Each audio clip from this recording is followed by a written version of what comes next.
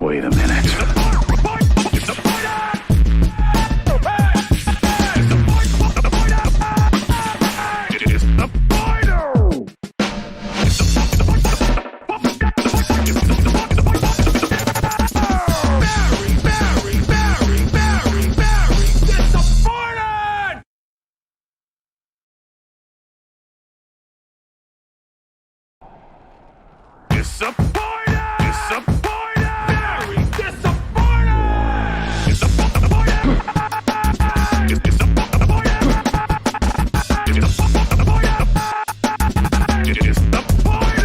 Wait a minute.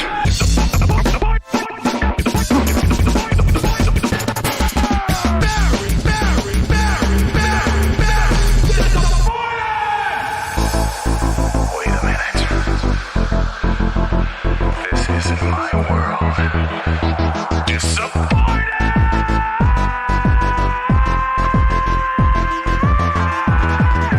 Very disappointed.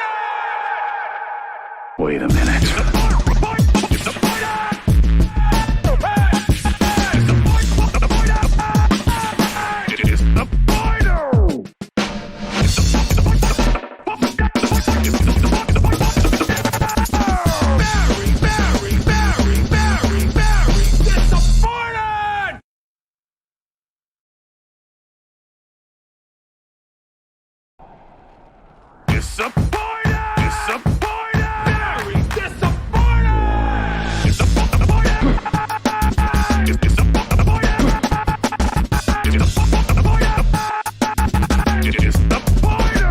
Wait a minute.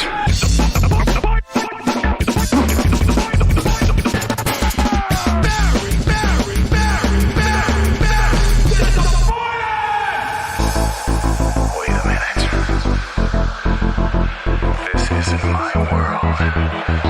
Disappointed.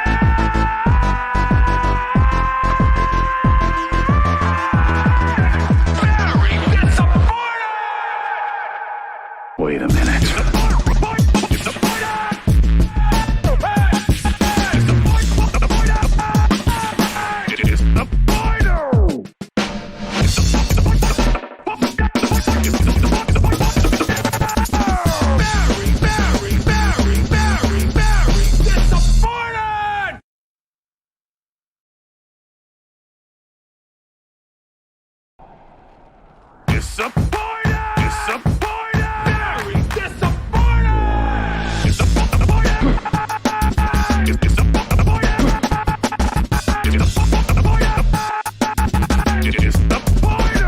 Wait a minute.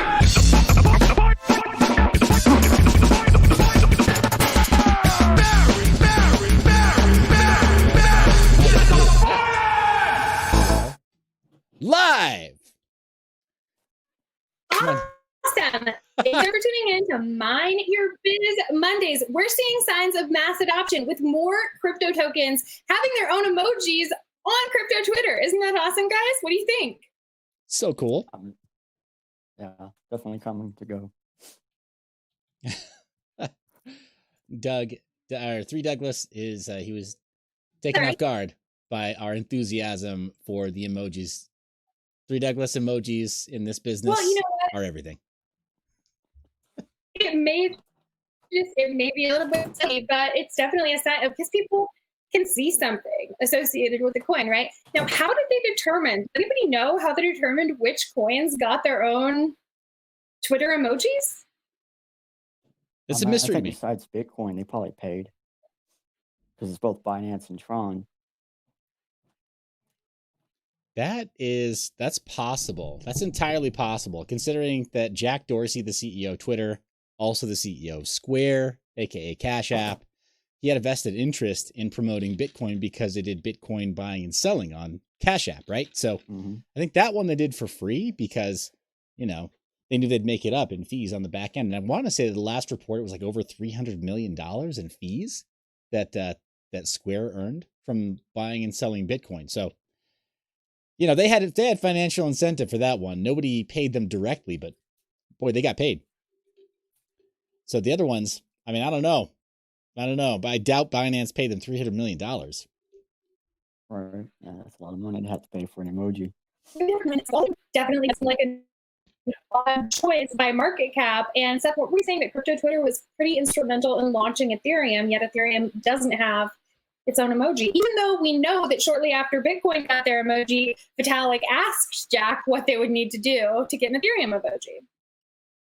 Wow. Okay. Yeah. What gives? What gives? Yeah. Ethereum is absolutely a child of crypto Nobody Twitter. remembers this? No. Yeah.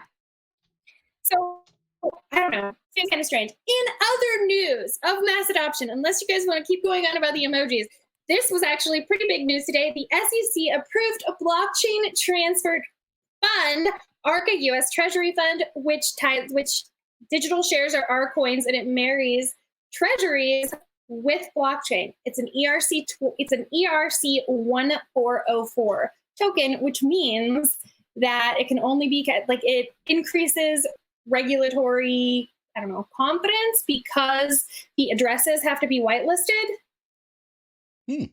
Okay. Got it. Wow. Oh my gosh. When did this happen? When was this actually? So ERC 1404. Yep. Geez. When did this actually launch? I mean, the announcement was July 6th, but when did the thing actually go live? Oh, great question. July 6th, it says. I'm aware of the today. Yeah. I thought it was today. Yeah, there you go. There you go. I'm looking at it and thinking, okay, this is relevant to some of the news that we were talking about, maybe bringing up tonight, because the only other coin network that's interested in doing approved, sort of like air quotes, approved securities or approved assets is Ravencoin. Ravencoin was just massively hacked. So, I mean, I'm not going to call it a conspiracy. I don't think it's a conspiracy, but I'll be darned if the crypto sphere doesn't happen to have a lot of these sorts of coincidences. You know what I mean?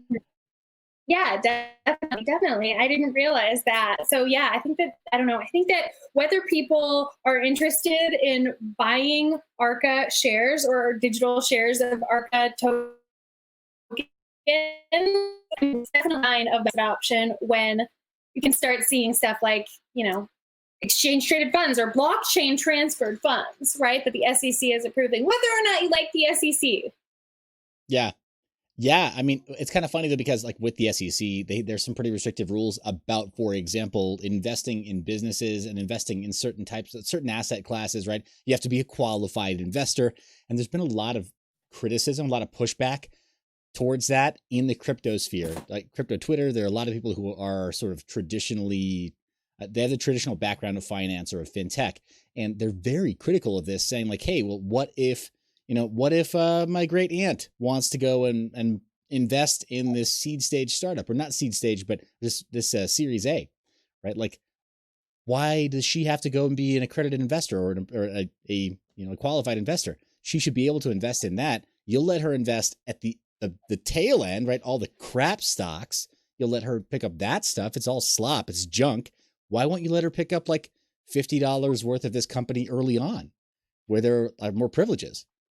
Right. And it's like, it's not just because sometimes I've heard the argument that it's because they're trying to protect people who have very little money from losing it, right? And because the system, I don't know, because people can file for stuff like unemployment or, stamps, right? Food stamps. But if people are allowed to gamble without needing to be accredited investors, why can't they invest? That's a great question. Just doesn't. Yeah. Doesn't add up. Totally agreed. So kind of interesting though, that there's this new ERC 1404, apparently of the ERC 20 lineage, but 1404 that's highly restrictive.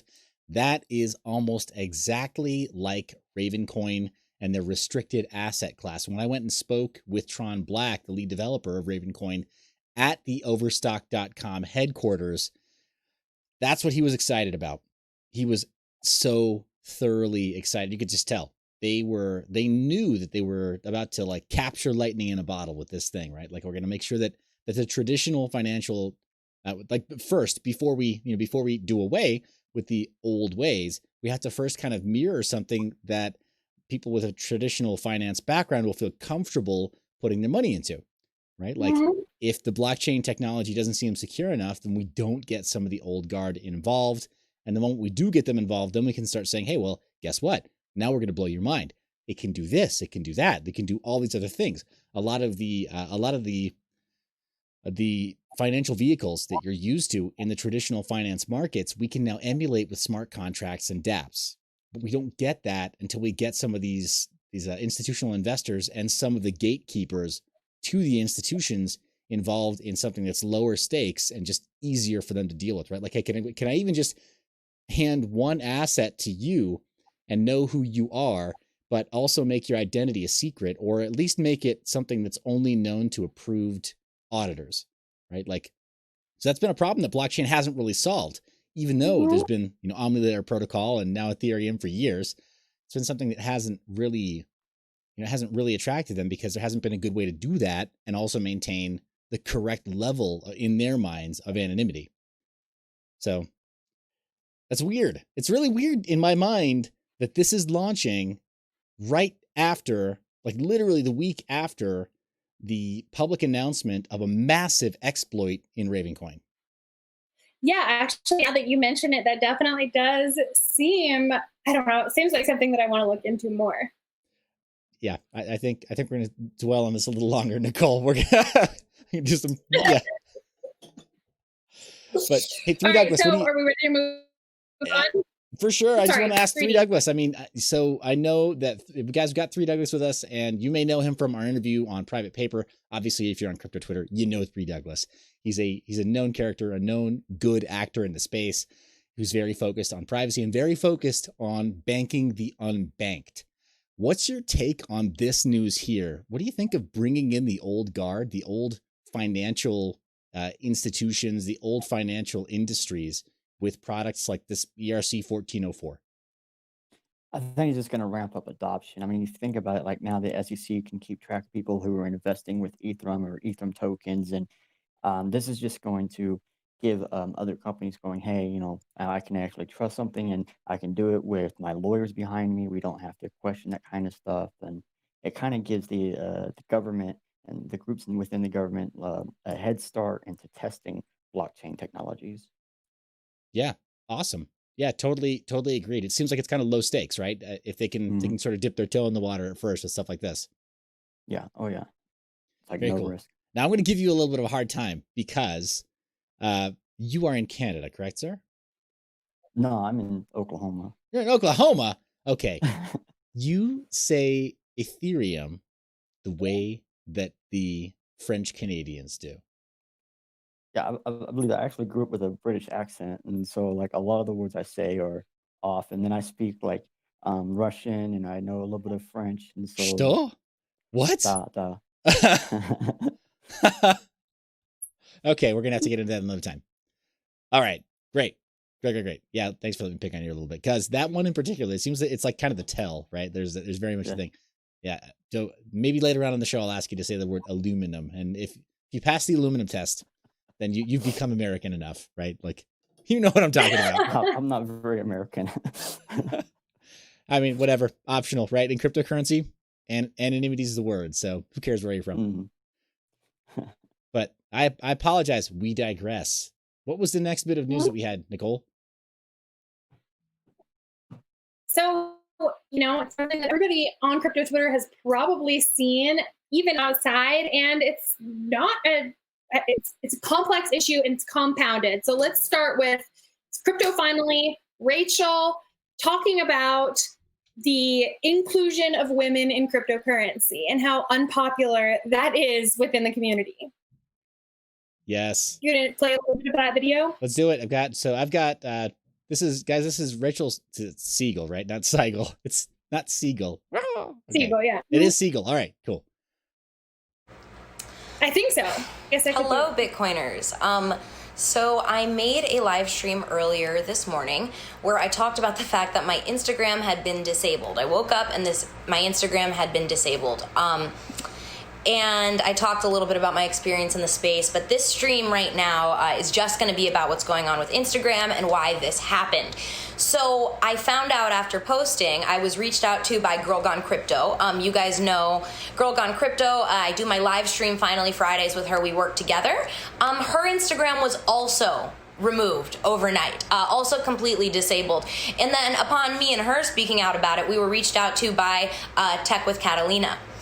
Tech with Catalina, who we've done live streams in the past, and Tech with Catalina, who is the only other female nominee hosted in the award ceremony by Binance Spanish, right? So Binance Spanish has its own award ceremony going on right now, and Catalina is the woman who was nominated for that.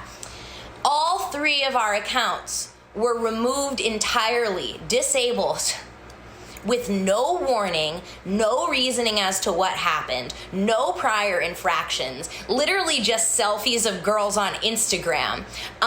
We haven't heard about anybody else losing their account. If anybody else has lost their Instagram account in the last day or so, and just so you know, this is not me whining about Instagram.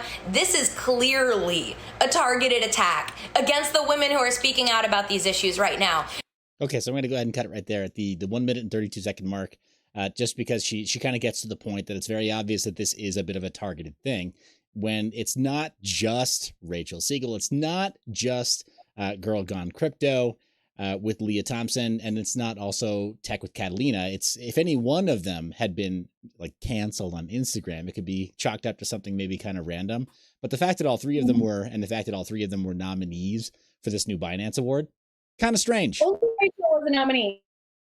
So she's the nominee. She's the only female nominee. She works closely with Tech by Catalina and. Well, actually, I hate to be the actually guy, but actually, okay.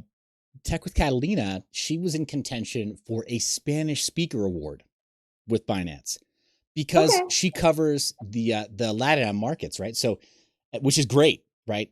Crypto adoption is, in terms of actual open commerce utilization, is so much better received in Latin America than it is in the United States and Canada, which is crazy considering we've had contactless payments for years.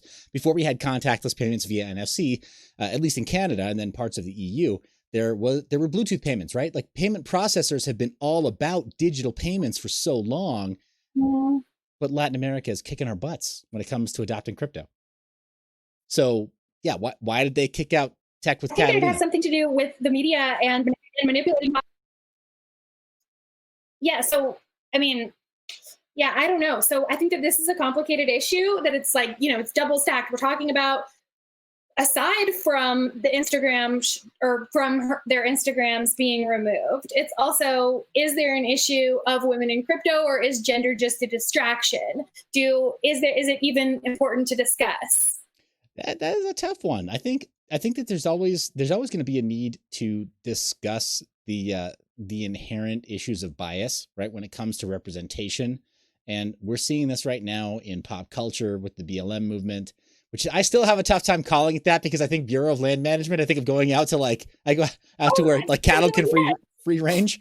That's my first thought. 3Douglas, are you're familiar with like where the delineating marks are in your area for, where there's government land, BLM land versus private land? Yeah, especially with like farmers and stuff. Like you'll be driving for a while and you'll see some of those signs. It's confusing to see the BLM on, mass media and stuff.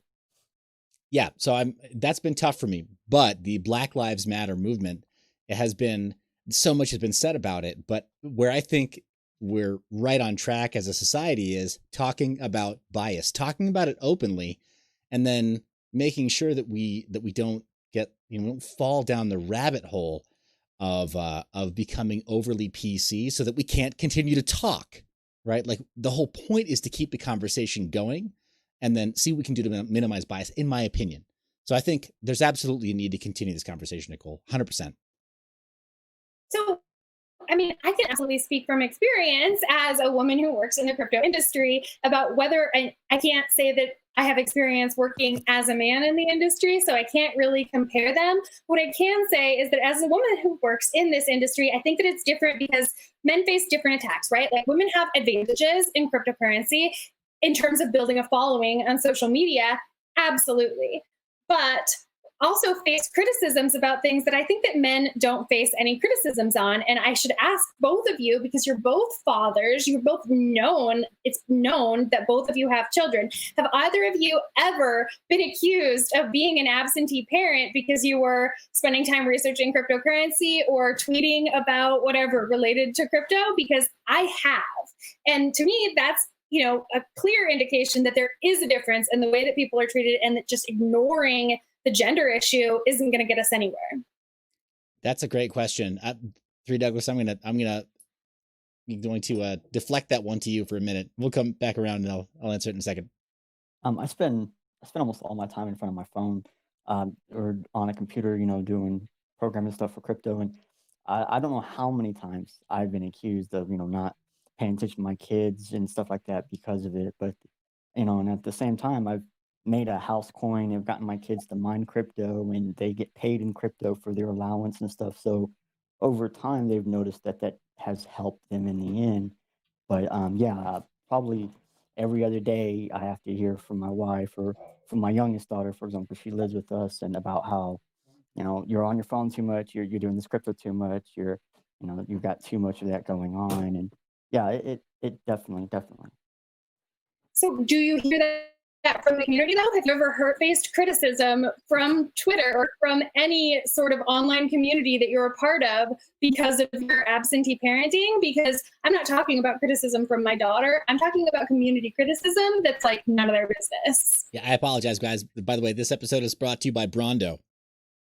It's got what plants crave, as you were. Yeah, I have. I guess it would have been earlier on in crypto, like 2016. I used to get a lot of criticism, like on Facebook, because hey, I was posting stuff about stuff instead of posting stuff for my kids. And so yeah, I definitely have, and it would have been more of like the non-tech areas that I would get a lot of criticism from. Yeah, I think I think that's in part that's being a parent. Being a parent in today's world, in a post-internet world, right? Everybody's an expert on everything. A cursory Google search and maybe one person reading one Wikipedia entry that they don't know can be manipulated by third parties. And all of a sudden, they know everything about early childhood development, breastfeeding versus bottle feeding. They know every mode of possible discipline for every single developmental phase, and they're ready to tell you. They're ready to tell you exactly how to do it. So I don't know. I think probably maybe as a general rule, I think that mothers probably bear the brunt of that more than fathers do at every phase of development at child rearing. Personally, that's what I think I've observed for my wife, is that my sisters, when we were first married, they just converged like, all right, tell this girl what to do and how to do it and when. And, and they just did not relent for some time. Okay, so I'm actually really know that it's not just women who face criticism over their parenting from the crypto community. So I guess that, makes me, I do feel better about that inclusion here. I'm glad. Thanks for treating me like one of the guys. Okay. Yeah. What I'll say also, the other day on Father's Day, I submitted a little tweet on crypto Twitter, and I tagged some guys in the community it's known that they're fathers. And it was just really laid back, right? Between the fellas, it was like, hey, you're a dad too. Happy Father's Day. And sort of pats on the back, and we left it at that. Nobody asks like, hey, did you spank your kids when they were, before they were age, whatever? Or like, whatever. Do you believe in corporal punishment at all? Hey, do you pay allowance, or do you withhold allowance when they've done something wrong? Do you believe in the carrot or the stick? Nobody cares between the guys. Right. They don't care. Right. So I don't know. Yeah. Yeah.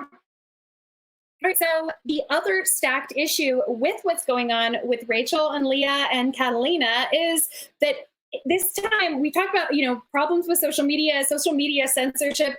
The issue with Instagram isn't that it was Instagram censoring the girls. It was actually community censorship. So is that better when a community decides that it's, that they don't like what somebody has to say, and that as a result, they're going to report that person to shut down their message? Come on, guys.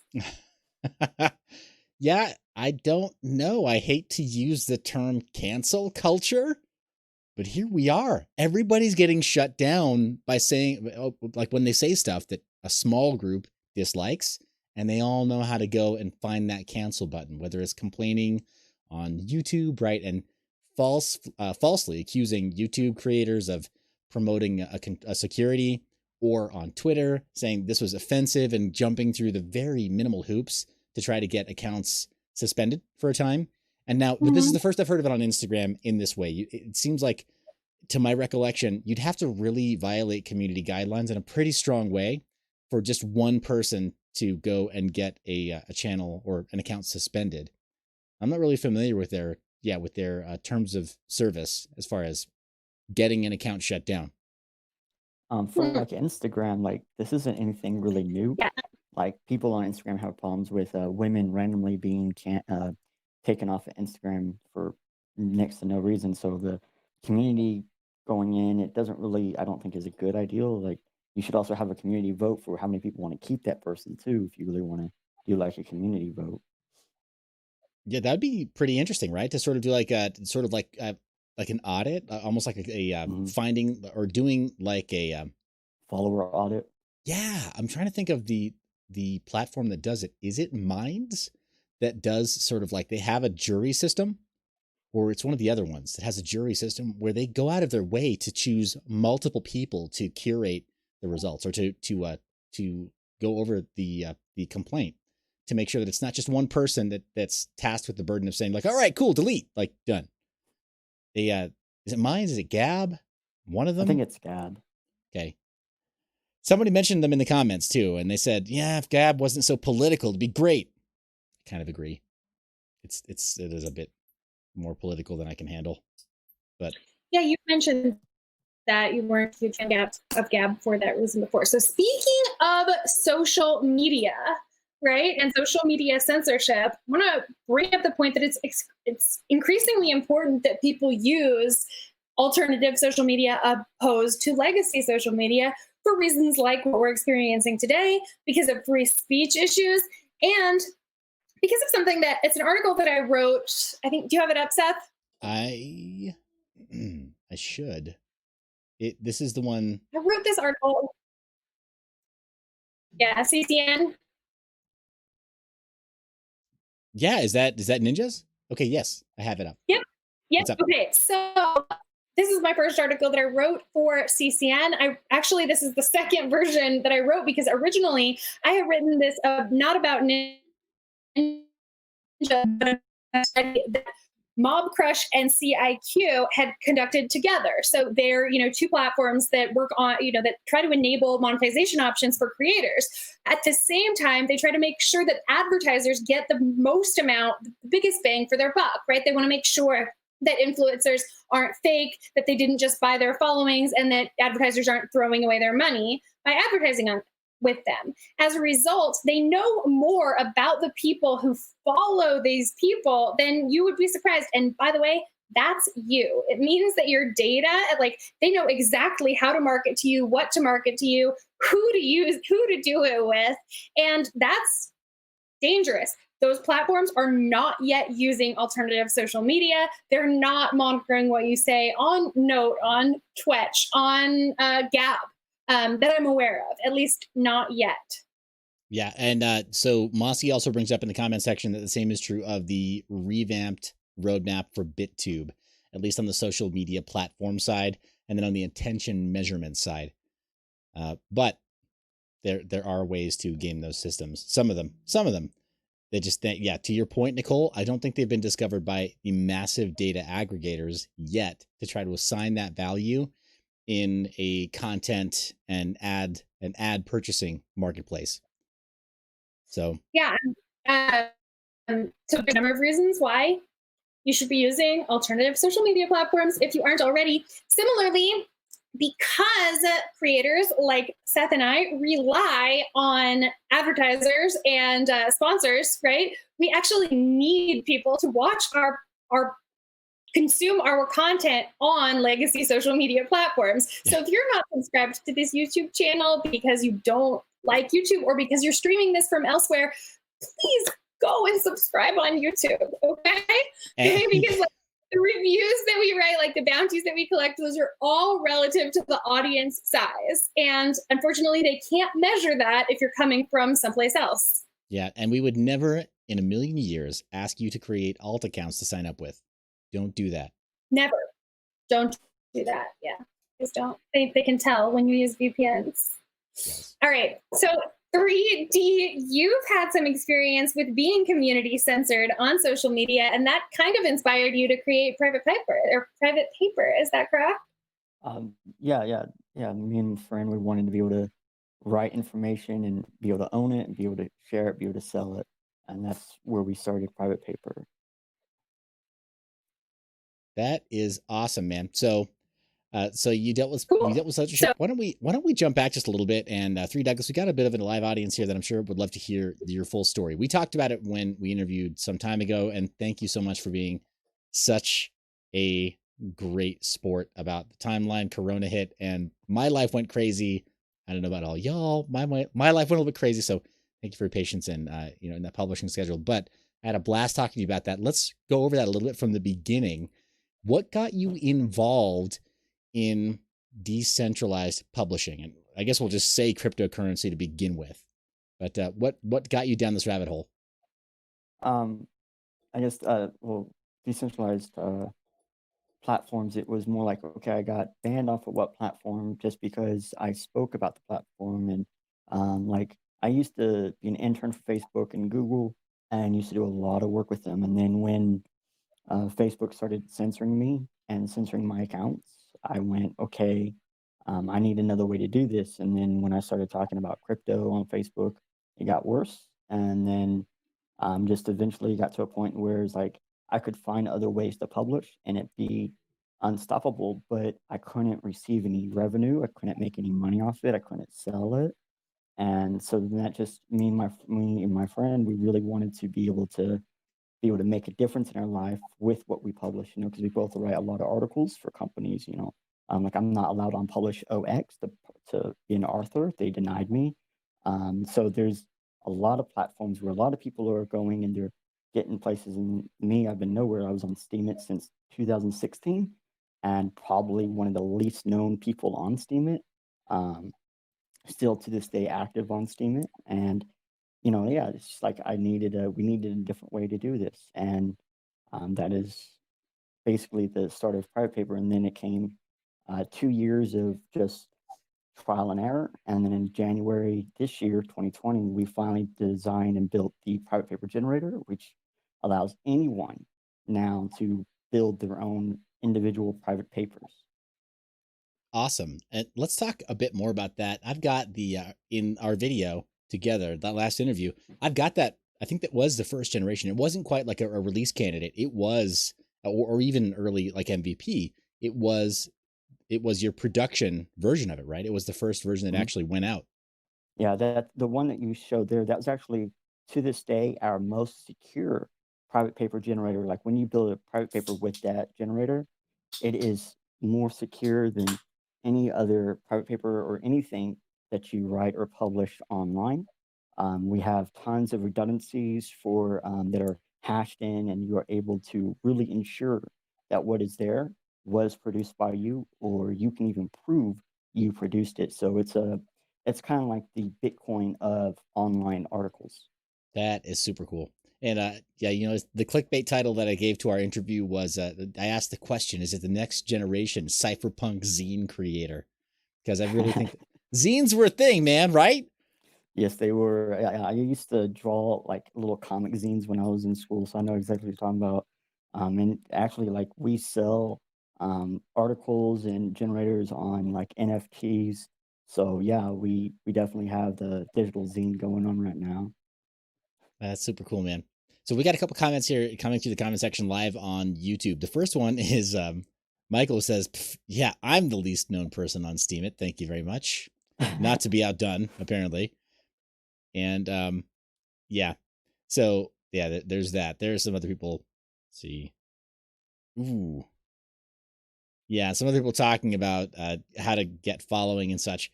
I think we could probably talk about the content. Like content is still king, right? As far as regardless of the platform, if you write something or if you publish something that people just aren't ready for, we'll say. I'm not going to say that they don't want to consume, but they're just not ready for.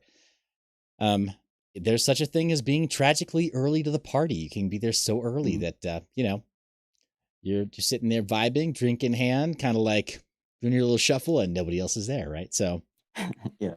that's true of some social media platforms. Steam It, I think, was maybe not so much the case. In 2016, probably, but 2017 going into 2018, man, I saw people make bank writing just like the simplest 300 word summary articles and then embedding somebody else's video. Yeah.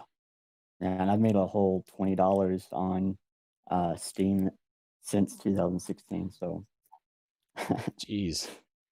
Okay. yeah. Yeah, I want to say, yeah. So I think that Crypto Finally and Girl Gone Crypto, I think that's like typically their opening 15 minutes of their live stream on Friday, because they do like $20 on Steam It, and then the audience is warmed up and starts really tipping. But so let's talk about that. Are they still using? I don't know if they still are. Or are they using Hive now? Don't know. I haven't followed very closely. Again, we talked about this without any kind of disrespect. I'm very particular about the media that I'll consume. I just don't have enough time, right? There are a lot of good channels, right? A lot of really good content out there. I don't even have time to listen to all of Pomp's stuff. And he brings on some guests that are like pretty heavy hitting. So I do not watch their stuff. I don't follow it. Okay. Sorry if Leah and Rachel are watching. Sorry about that. At this point, because I no, because Leah has talked about being censored on Steam It for talking about Hive.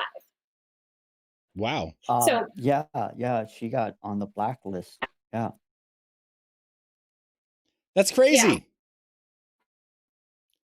Yeah, that's 3D, do you use Hive or? I Hive. Okay, so I don't use Hive at all. What is the URL if I wanted to sign up right now? Hive.blog or something like that. Okay, hive.blog. It's funny because my little my histories, my auto suggest history comes up and it keeps trying to send me to Hive OS. That's not I understand that one. Oh, cool. It looks like a Steam It clone. It really does. It is. And it's like the 2017 version clone. Nice. Yeah, that was really nice. That was like, and that did have a really good like early Reddit vibe to it. Mm-hmm. Yeah, it was good. Cool. And yeah, pardon my ignorance, but guys, what does Hive even run on? What blockchain does it use?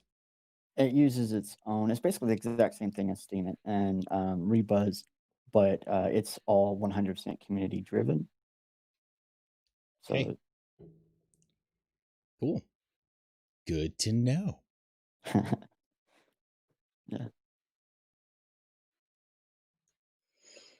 Cool. Okay, so one reason why we wanted to bring you on 3D was that you said that there have been major changes to private paper since the last time since you filmed with Seth. Yeah. Is that right? Yeah, we generated a light version generator. So like the very secure version, when you develop even a blank page, it's like a blank page, I think was 150,000 characters with the secure, and then the light version, a blank page, I think is like 25,000 characters. And that's a very secure link. So what we just did is we just made it easier to share. You can now short link your private papers. We also have a website, FAQ, markup help. We've just kind of amped up what is available. We also have BitTube airtime monetization. So now authors can literally monetize the views in a private manner. So that way they don't know who is viewing. They just know how long people viewed and over the approximate of everybody who viewed.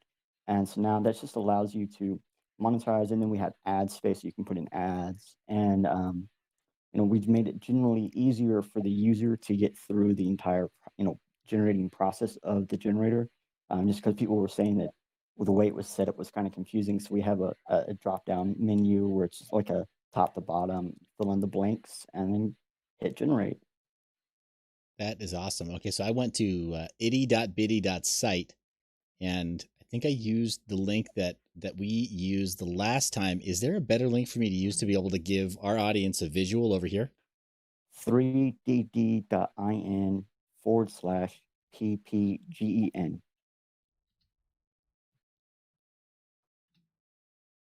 Okay, you know what? That is it. I just had that written out long form. So I had that one.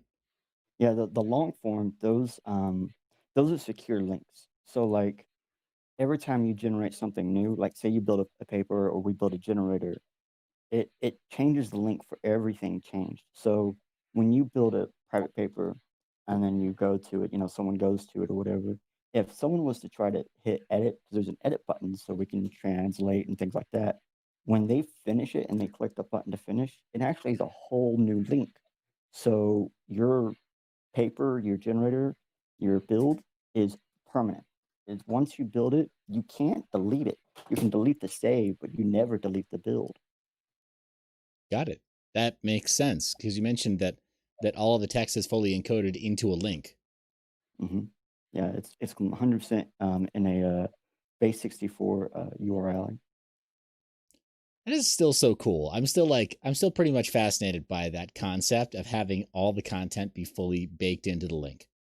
Like that's pretty awesome. Yeah. So let's talk about the baby steps towards adoption. You talked about BitTube monetization. You talked about being able to embed ads and being able to help users of this platform monetize their content. So from a very practical standpoint, what does BitTube airtime look like for somebody who publishes a private paper? Like how do they audit that? How do they figure out how long their visitors have been watching, looking at their private paper that's been published?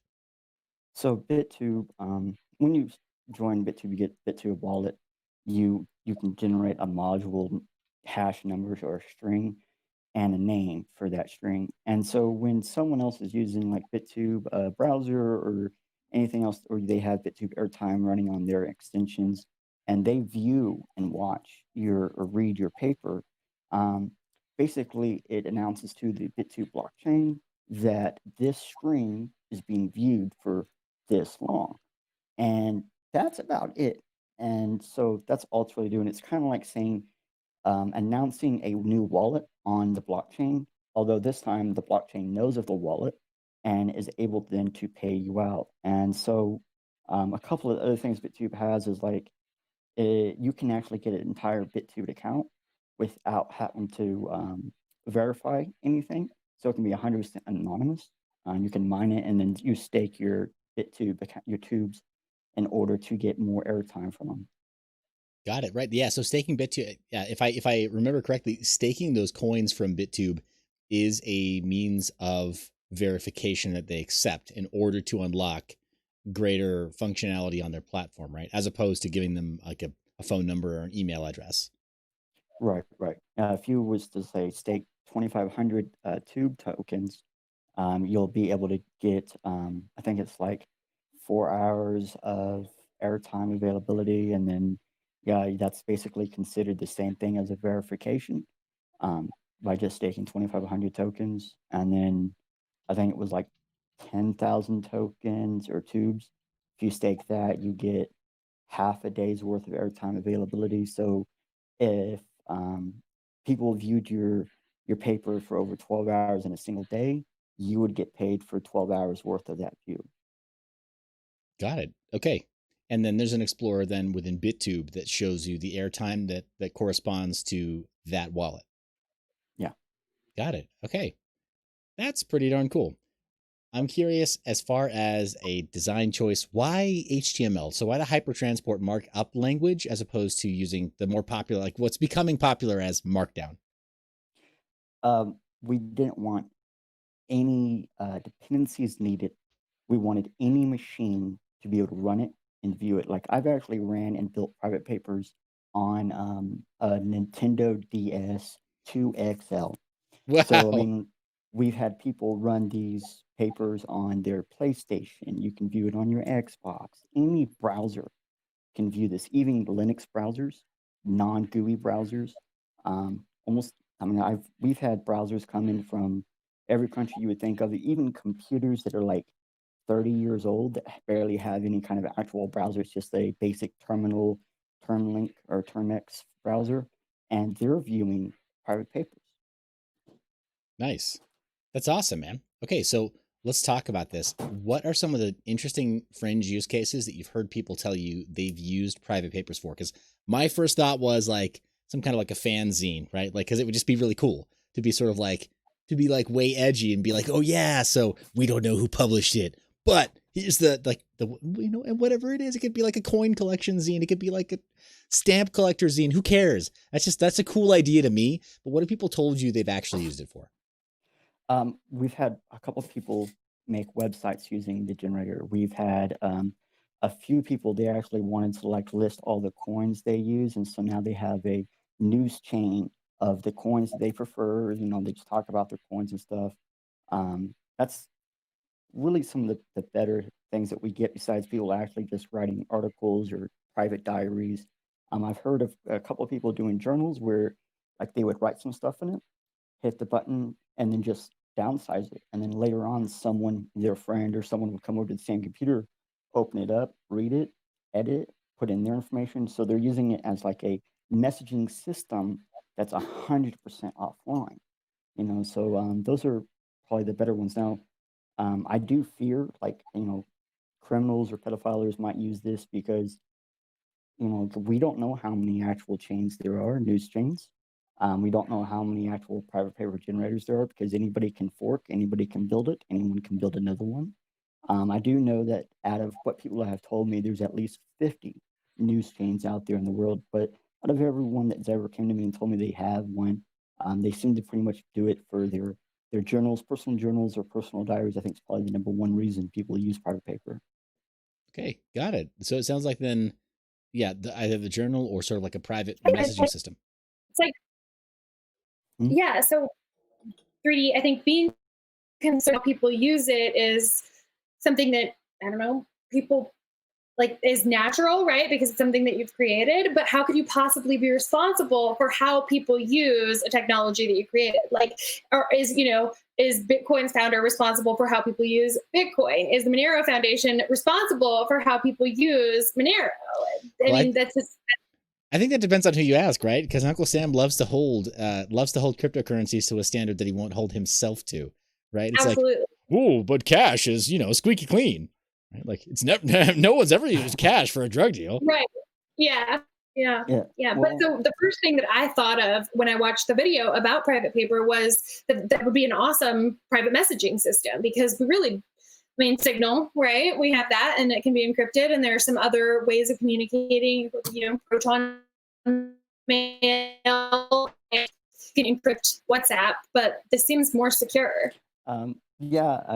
At first, we did have liability issues where I actually was contacted by someone in my state out of fear of whatever, and they were talking about, hey, we're going to hold you liable if we do find anything bad with this. And then we went ahead and for the new generator, we decided to get a open source license, which actually takes liability off of us. So it helps us out now. Which license did you guys go with? Sorry for the interruption, but did you go with one of the GNU licenses or like GPL, or did you go with MIT? I believe it's the GNU, the Open GNU license. It's on our GitHub. That would be the best place to find out which license I'm using. I don't remember. Okay. But yeah, we did have a problem with that. But with the liability and stuff. Fortunately, we don't have a currency token or anything like that, which really makes a lot of agencies not coming for us, even though we have a blockchain we call a news chain. Got it. And pardon my ignorance, how do I find the GitHub? tinyurl.com /pvtppr-github. I'm going to just look for PVTPPR on GitHub. I'm going to use their internal search for it real fast. Found it. Digimancer 3D. Yeah. Yeah, and that's actually my CodePen is how Oklahoma got to me, because we do all of our main stuff on CodePen, and then when we say, okay, this is good, we put it on the GitHub, so that way people going to GitHub only get valid information, valid stuff that works. Well, if you go to the CodePen, there's probably like 100 different versions that don't work. They just, don't quite do what they're supposed to. Sure, just iterative steps towards a published release. That's cool. Okay, so I just pulled it up. It looks like you guys are using GPL version 3. So Okay, yeah. I don't totally stay up to speed on every single revision of GPL or like, there's one, there's so many like New School. There's the unlicensed, there is the do whatever the F you want to license. And that's the actual name and it's binding. But yeah, a lot of developers are just like, yeah, I'm tired of this one or I'm tired of that one. And they're a lot more familiar with the restrictions or whatever, but that's cool. This got you guys out of hot water though. But I'm curious from our audience. So we've got ACU5, we've got Michael and a few others who are tuning in right now. DJ Movie Popsicle, Crypto Mikkel, thank you so much for being in the comment section there. But for the rest of our live audience, who are maybe not regulars or those who are regulars, what questions do you have for 3Douglas about the private paper generator? Let us know. And I'm kind of curious, has anyone come to you and said, like, I kind of want this to form the basis of a social media platform? Has that been a request yet? Early on, before we had a generator, we had someone coming to us about that, and they were saying they were wanting me to work with them to integrate private paper into their own system. And the reason why it stopped was because private paper is a hashnet, meshnet. So it was very difficult. Like every time you generate something, it's so private that even with a server watching what's going on, they couldn't tell you where the paper was being pushed to or the new link. And so it was just impossible to follow the line of new papers, new articles. So you could like write stuff on it and then the system couldn't find it. And so that's actually one of the reasons why we had to do the news chain, was because we realized that if you had 1 billion papers and none of them were linked together, it'd be hard to find. Got it. Okay, so then linkability is both its greatest asset and its greatest opportunity, I guess, if that's the way you wanted to use it. It's a weakness and a good thing. It's both, and it's a double-edged sword. Cool. So I've got Nicole. Is this totally going to become your new digital journal? I'm actually thinking about it very much so, because I'm always like, yeah, I mean, I've transitioned from using Word and Google Docs to using LibreOffice because it's encrypted, but I kind of, that's all you. And I do like this concept, this idea. And I was just thinking about,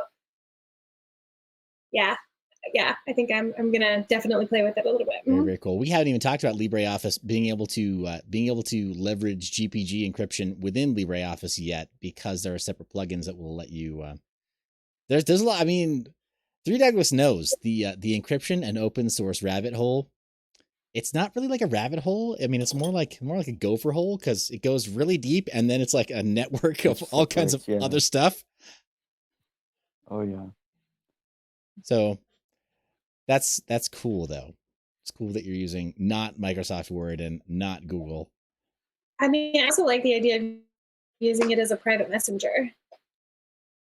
I mean, people are using it for that, so it does make a good one, especially since like you could write down the link, put it on a piece of paper, mail it to your friend.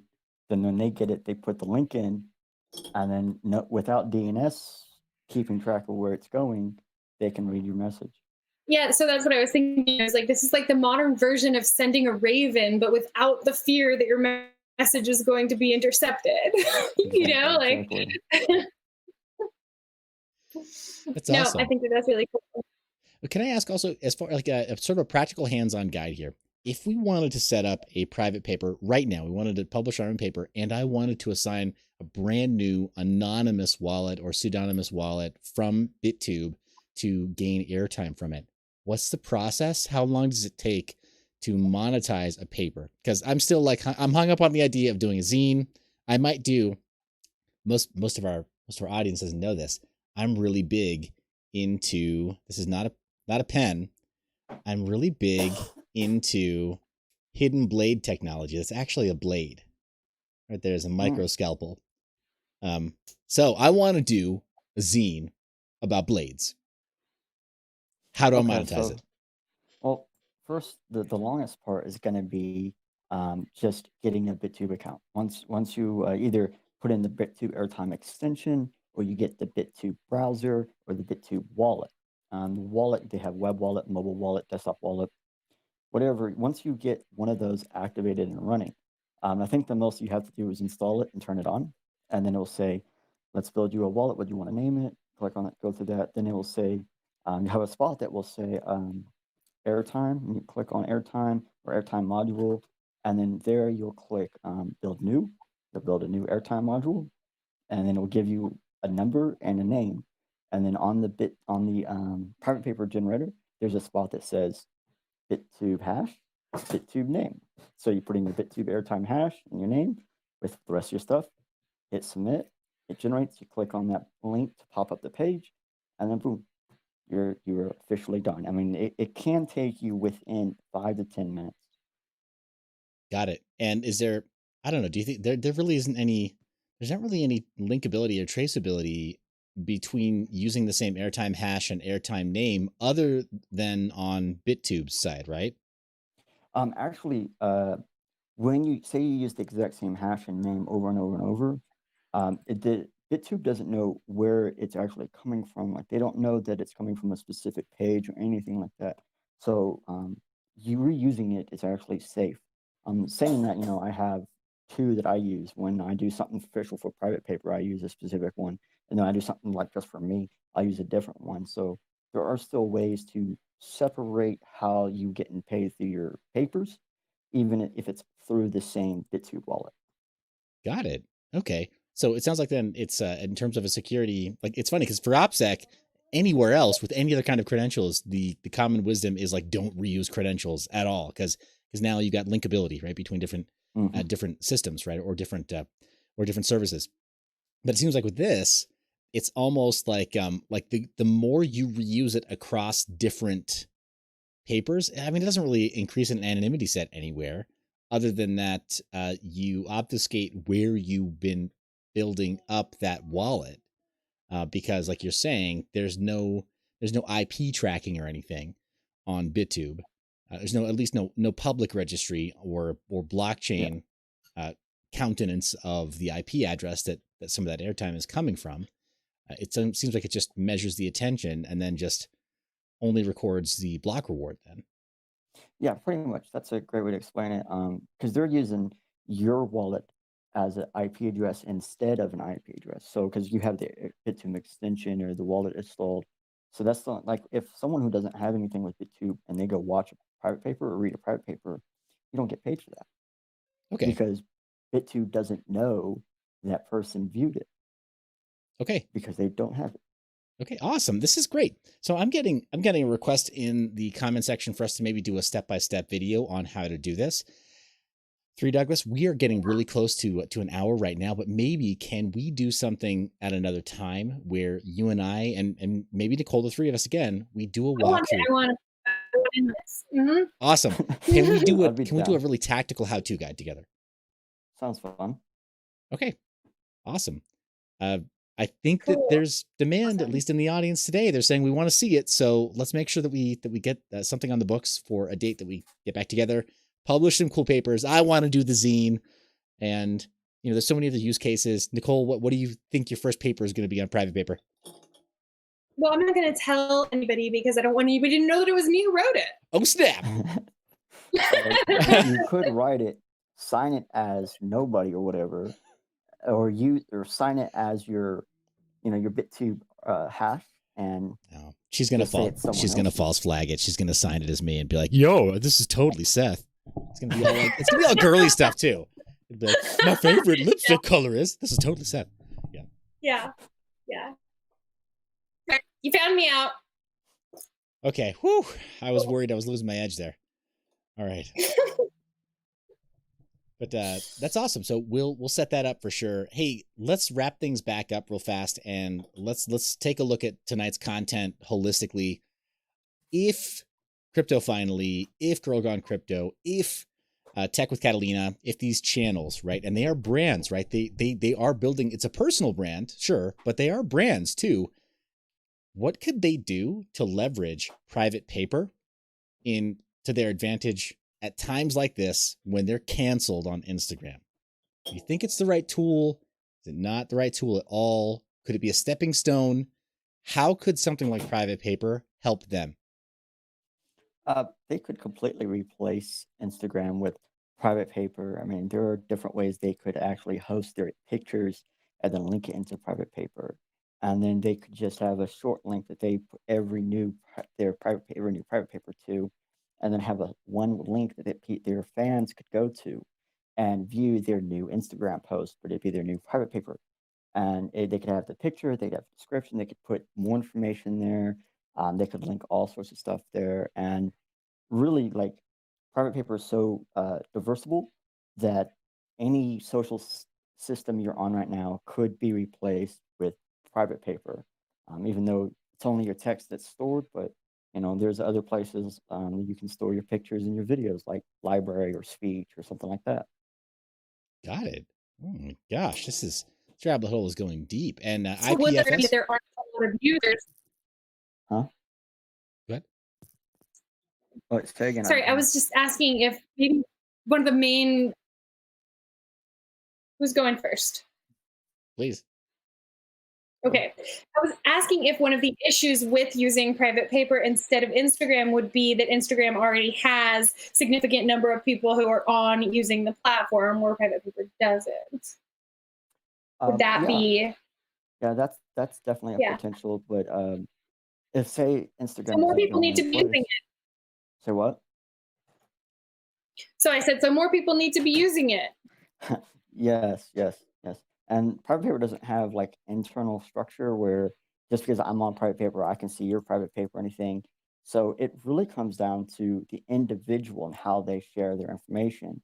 So, because it's completely unlike any other site you've been to. Like, you're not being influenced by other people on the same site because no one else on the site can even have information to you, or have any form of like cross server attack, because there is no servers attached. It's all serverless. This is awesome. Let's compare this also then. So it sounds like the bottom line answer then is absolutely this could help creators like Crypto Finally, like Tech with Catalina, and like Girl Gone Crypto. It could help them to at least supplement some of their social media efforts right now, and possibly even replace something like Instagram, other than the discoverability aspect, sounds like. So the hosting and publication it can replace. Let's talk a little bit about how this compares to something like unstoppable domains, right, so to speak, the .crypto domains and the .eth domains, all these new naming services that are crypto related, and these different services that want to try to replace publishing by hosting stuff in a decentralized fashion and then using a crypto name service with everything hosted on IPFS. Pros, cons. I know you're biased and we acknowledge that, but how would you compare private paper to something like unstoppable domains with their .zil and .crypto sites? They're not really in competition with each other. Like, you can store your private papers through IPFS, and I've been trying to get an unstoppable domain so I could actually run my personal private paper through Unstoppable, so I could have an unstoppable private paper news chain. So I mean, like, they're not really in competition. They can be worked together. Got it. Okay, so then any one of these crypto name services then could be totally complementary to what you're doing. Absolutely. Okay, and then as far as decentralized hosting, trying to create some kind of like putting any kind of a site index and every other bit of your site structure, like uploading a full directory for a website onto IPFS, how would private paper complement that if somebody's already trying to replace, say, WordPress or something, or replace their blog? So that's been something that's been kind of complicated because it is a news chain. So like when you go to the first one, there's a link to the next one that's internally stored, and so on and so on and so on for all of the ones that you decided to link together. And so just putting on the most recent one onto the or to your IPFS actually links to all of the others. So it is its own index internally. Got it. Okay. And you can then create, as opposed to being a linear chain, do you have to make it a linear chain? Is there only room for one additional link per paper, or can you then create like a master index? There's two Sorry, possible main index. chains. I don't want to get canceled. There's per paper, you have two chains that you can link together. But we do have a service called Certables and chain support, where you can actually chain support. I think you can link 4 chains together to have like a joiner spot where you have all 4 chains can be accessed from the same spot. And Certables kind of does the same thing, but it's again with just 2. So you could have like your main chain and your side chain all linked together. Got it. Okay, so the closest thing to an index would be then this Certable or the other service that you're mentioning. Chain support. Chain split. I'm sorry. Support. Thank you. Sorry. We're trying to learn the nomenclature for your system on the fly. So it sounds like then these could be just a couple of different chains that function as a bit of a de facto site index or like navigation system. Yeah, absolutely. Cool. This is really, really cool. This is fun again. This is like when we had the Centivate team on. This makes the internet sound exciting and new. Yeah, well, this is HashNet and MeshNet, and that kind of is new. Like we didn't have really successful HashNets in the early 2000s, where I first started with them, and just seeing them be able to prosper with like private paper, for me, it's been like absolutely the greatest thing that I've ever done. That's awesome.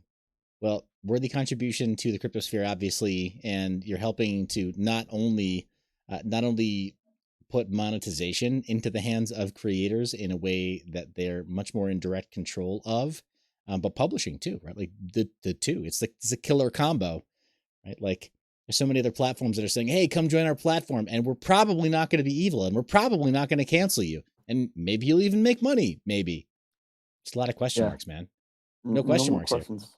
Yeah, no more questions here. It's a matter of what can you do and how can you get people to see it. After that, it's guaranteed that you're going to have success. You're going to get paid from BitTube if they've got BitTube. You don't have to question it. Man, that is awesome. Nicole, what are the questions you have for 3Douglas before we close out the show? Because we're at an hour now, right?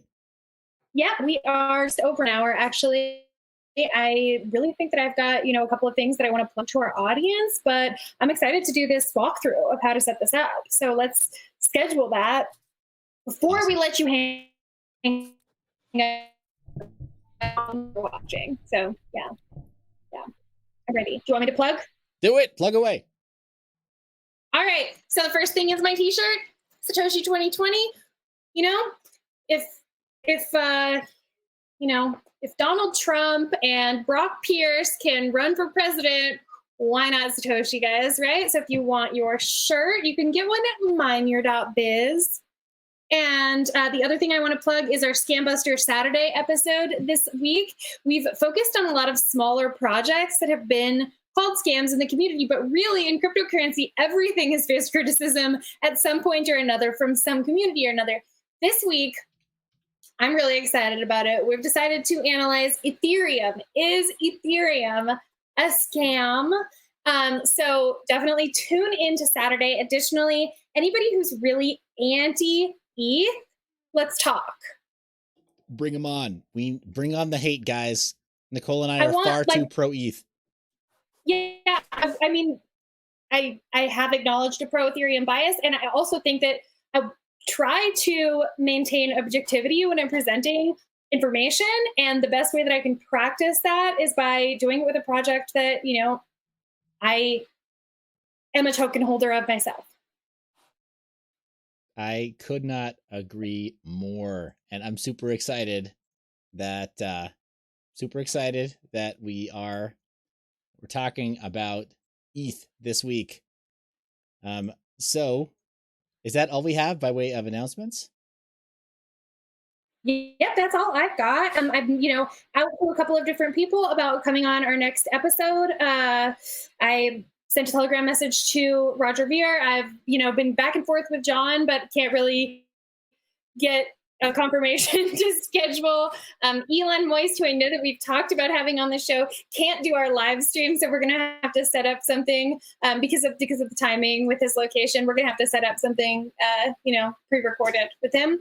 But yeah, anybody else who has something that they want to talk about or a project that they want to see, let us know so that we can reach out to their team. Awesome. Okay.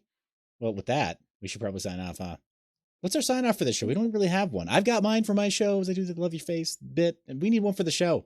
We need help. Yeah, we've got a Sandbuster one, but yeah, we need to find something that fits here.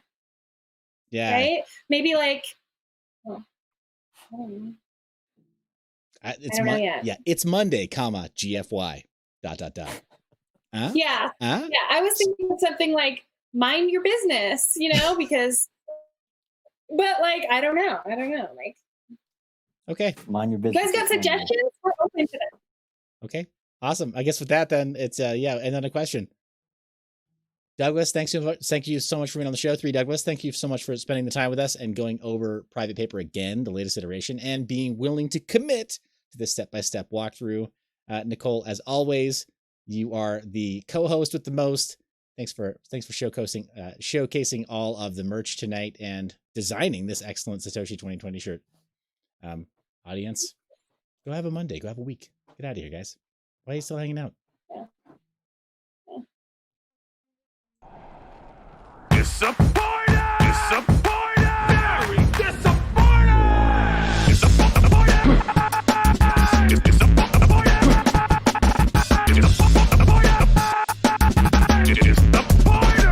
Wait a minute.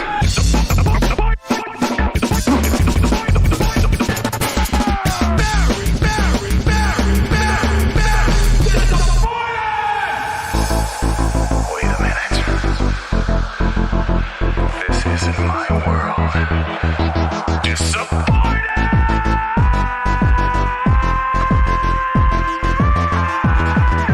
Very disappointed.